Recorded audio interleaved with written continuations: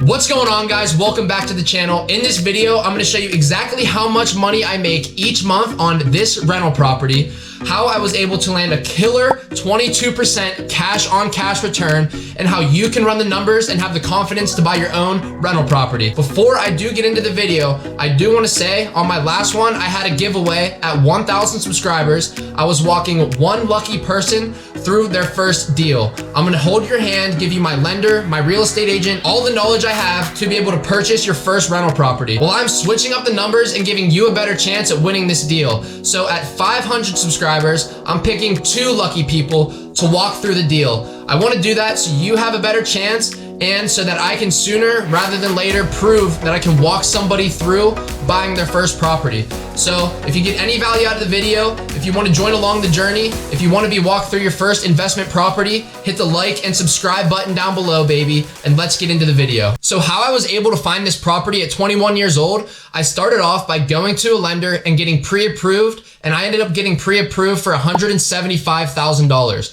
I took that to my real estate agent and she put me on the MLS, or the multiple listing service, and it kicked me out properties into my email, anything that was listed at under $175,000. So throughout the time from February until now, which is May, I was able to look at about 25 different properties ranging anywhere from $100,000 to $175,000. So I was able to get a good feel of what kind of properties were going at certain prices. Throughout the process, there were a lot of properties that I went into that were slanted because they had structural issues. They were just outdated in general because the owner wasn't keeping up with them.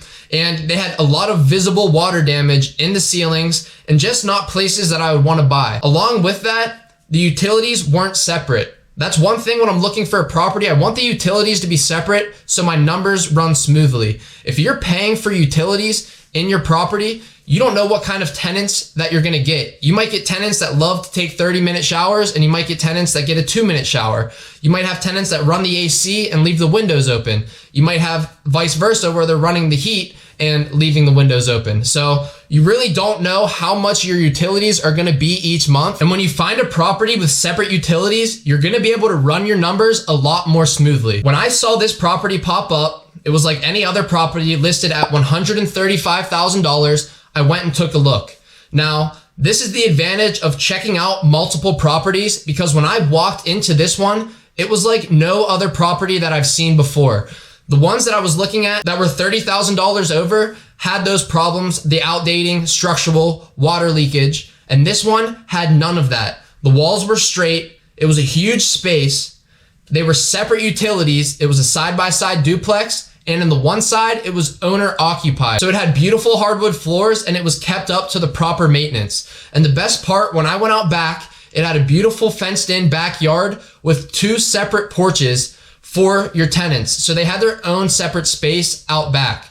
And on top of it all, without any problems in this $135,000 house, it's in prime location, and I knew I was gonna be able to get top rents for this property. So as soon as I walked in and walked around the property, I knew I was placing an offer that day. So I offered full ask $135,000, and I actually used a 15% down conventional loan. The first 2 offers that I got denied, I was using an FHA loan. Now, I'm not saying you can't use an FHA to get an offer accepted, but in a market like this, you want to be as competitive as possible. And FHA loans require certain things to be done in the house and certain problems to be fixed before they will lend you the money. So sellers aren't as interested in an FHA loan when a conventional loan comes along. So I submitted a conventional offer and I thought I was going to get the deal instantly. The seller's agent came back to my agent and told me that I was up against 2 FHA offers and we were looking like we had the best offer. 2 days went by from our offer and we got a call back from the agent, and they said, hey, look, my seller feels obligated to show the property to 5 other people that she had scheduled. So right there, my heart sunk and I said, man, I'm gonna lose out on this perfect deal at $135,000 because someone else is gonna come in stronger, maybe with 20 or 25% down on a conventional instead of my measly 15%. So I had to wait an extra week while the seller showed this property to 5 other people. And I just knew that when they came back, they were going to say that they had other offers. And that's exactly what happened. Now, I can't blame them, because if I was selling my property and I got an offer instantly for asking price, I would, 1, think that I'm selling it too low, or 2, think that I want to get more offers so they can compete against each other and bid out, and the highest offer wins. So that's exactly what happened. There were 2 other offers that came in at full asking price. So what happens then is they ask you to come in at your highest and best offer. So I ran the numbers on the app that I'm about to show you exactly how I ran the numbers, and I saw the return that I would be comfortable at going in. Well, I ended up offering $160,000, which is $25,000 over asking price, but I knew it was still a killer deal. So that's the advantage of going and seeing other properties. I was looking at properties for $175,000 that were nowhere near as nice as this one. So I was confident going in at $160,000, knowing that I'm going to get a great return on my money. So it would have been nice getting the house at $135,000, because my cash on cash return would have been 28%. My criteria for when I'm buying a house is a 10% or more cash on cash return. Now, if you don't know what a cash on cash return is, it's the rents that you collect each month minus your mortgage and minus your expenses, which then equals the cash flow that you're making each month on the property. So I knew I had room to go up in my offer price and still be comfortable with the purchase of the house. All right, guys, so we're gonna go ahead, dive into the app. I'm gonna show you exactly how much money I make each month and how I gain the confidence to purchase that property at $160,000. So when you open up the app, the first thing it's gonna ask you is for your purchase price. So I'm gonna go ahead and put in $160,000, which is what I paid for it, and my down payment, which was a 15% down payment. The years to pay off was 30 years, and it was a fixed interest rate of 3.25% over 30 years. So my closing costs were 6%, around $8,000, and the cost to make rent ready, we'll put $5,000 just to be safe and to know that we're getting a good deal. So we're gonna go down to rents, and whenever I ran this property, I ran it at $750 rents. Now that's on the low end of a 2-bedroom, 1 bath, especially with a backyard and a back porch with 2 parking spots. So I knew for sure I was getting $750 minimum. So that's what I ran the numbers at, and I was still around a 14% cash on cash return there. Now, the market price in this area is anywhere from $900 to $1,100 for a 2-bedroom, 1 bath. So it's in a prime location to live in. So I know for sure I'm gonna be able to get $950 in rents once I do a little bit of renovations. So 950 plus 2 is $1,900 in rents. So that's what I'm gonna fill in each month. Now, the good thing about having separate utilities is your utilities cost is 0. So I'm gonna put in 0 for utilities, and you're gonna put in a 12% vacancy rate, because you know that maybe 1 or 2 months out of the year, the property can be vacant, and you're gonna wanna add that into your final calculations. Now, the maintenance, you're gonna put 10%, because you know that you're gonna have to fix stuff. I doubt it's gonna be $2,000 a year, but it very well could be. So you wanna run your numbers at a 10% maintenance cost as well to be safe. And the good thing about managing the property yourself is you get a 0% management fee. If you have a property manager, they run anywhere from 8 to 12% in Pennsylvania. It might be different where you live. The yearly utilities, $0, because the utilities are separate and you have your tenants paying the utilities. The insurance on this property is $600, and the taxes are $2,200. Now, you'll find that out whenever you get the sales agreement for the house, or also on Zillow, they have an estimated cost of the taxes and insurance that you can go ahead and plug that into your numbers. So when I run the numbers here, you can see that my total capital required is $37,160. My net operating income, which is you take your income minus your expenses, and that's your net operating, is $15,000. But the big thing you want to look at is the cash on cash return at a 21.95%. Now that is a home run deal when it comes to real estate, and that's something you want to hop on right away, which is what I did and why I was confident at going in at $160,000. Now, over here, a cap rate, what a cap rate essentially is, you don't have to look at it unless you're buying a property all cash.